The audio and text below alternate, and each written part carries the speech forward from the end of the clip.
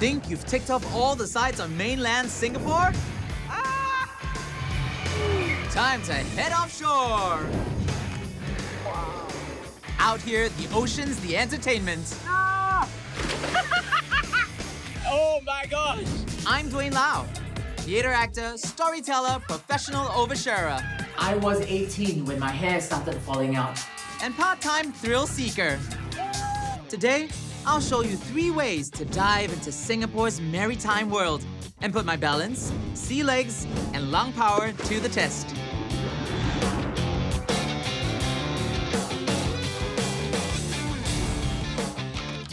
I've been told I need more balance in my life. So what better way than yoga? Except this time, it's not on solid ground. Yoga is about staying grounded, but today I'll be floating instead. I'll be trying SUP yoga. Let's hope I can maintain my balance while finding my zen. I'm Linda Liu. Good morning, Linda. Meet Linda Liu, the force of calm behind flow, fly, float. So why can't we just do yoga on land? Why do we have to do it out there? It adds a little bit of challenge. Okay. It engages all the little small muscles that you don't usually engage on land because you're constantly trying to find a balance. I know. That's what I'm nervous about. I wasn't brave enough to wobble alone, so I dragged my friend Audrey along. I told her this would be a relaxing yoga session. She's about to find out I lied. So we're gonna have a competition, okay? I just decided today that we will see who can stay balanced on the board as long as possible. Tell me it's a competition. It is now. Next stop, the water. Right. These boards are extra wide and wobbly proof, so even first-timers stand a chance. In theory. Thankfully, we're anchored, so we don't end up in Indonesia. Roll your shoulders back. Take a moment to arrive on your ever-moving board.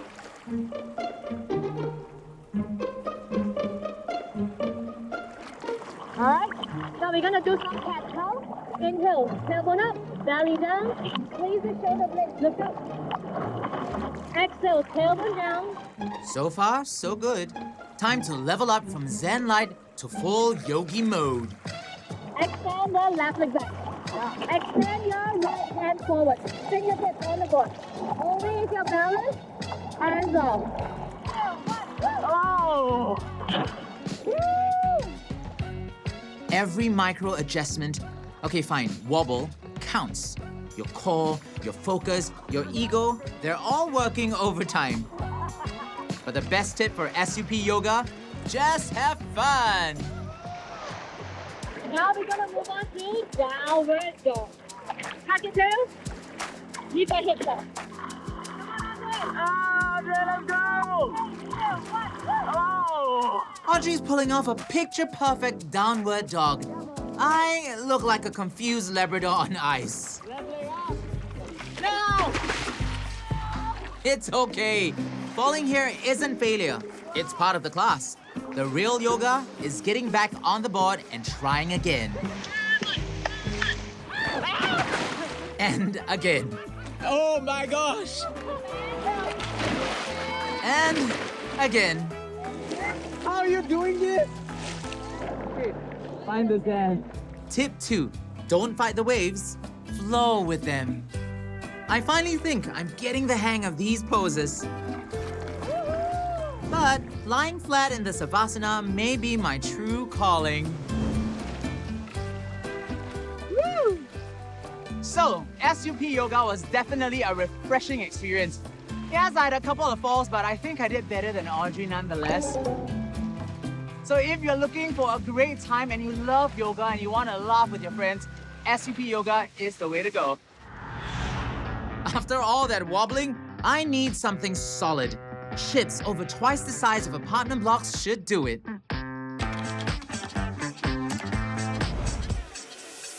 Today, we dive headfirst into the world of ports, shipping, and refineries. Want a view of Singapore few ever get? Lion Heartlanders run tours that go where locals rarely do.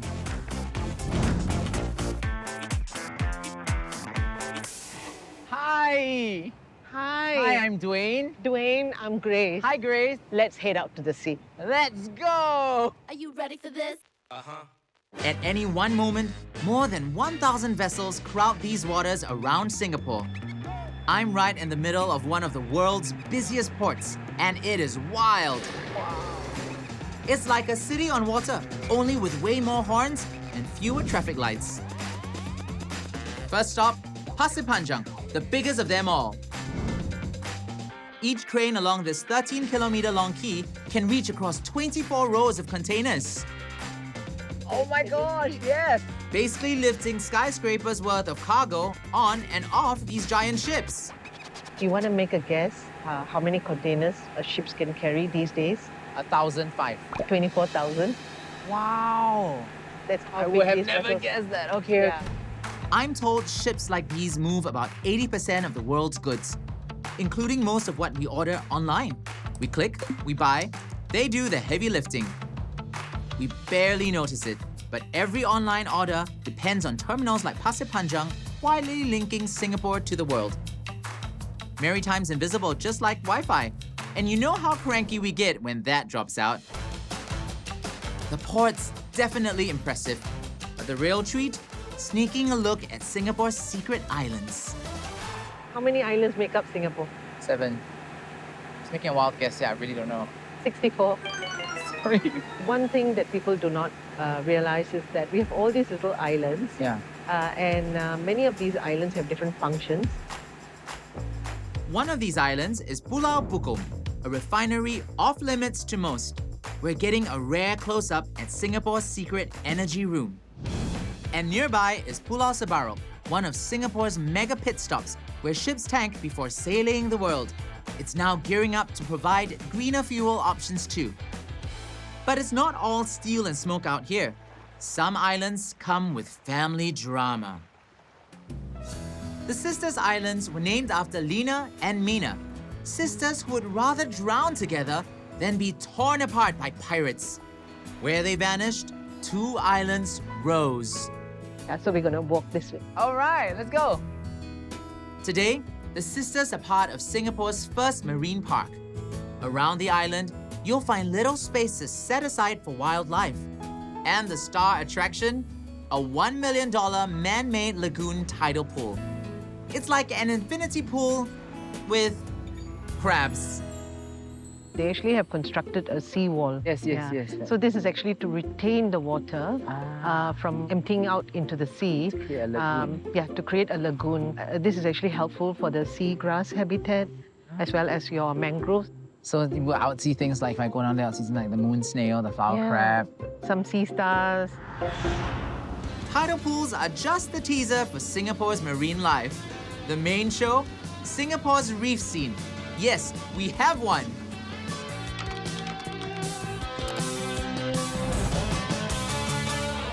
I'm joining Cuttlefish Divers Singapore for a snorkeling adventure. I can't wait to see what lies beneath the surface. Most people don't think Singapore has coral reefs worth seeing. Cuttlefish divers prove otherwise. Hello, thank you so much for having me. No, thank you for coming, Dwayne. We're really happy for you to be here with us at Pulau Hantu. Meet Carrie and Humberto, dive pros who know these reefs around Pulau Hantu, just south of Pulau Bukom, better than anyone. Their mission? To show us Singapore's hidden reefs while making sure we leave nothing behind but bubbles. This beautiful park spans 40 hectares, about the size of 70 football fields, and is home to over 250 species of coral and countless reef fish. It's Singapore's secret underwater city. So when you're ready, we'll get you all geared up and we can jump in. Okay, can't wait. It's been years since I last snorkeled. How do I do this again? Okay, go on to your snorkel. Okay, bring your nose, look straight forward, take one big step up. Okay, ready?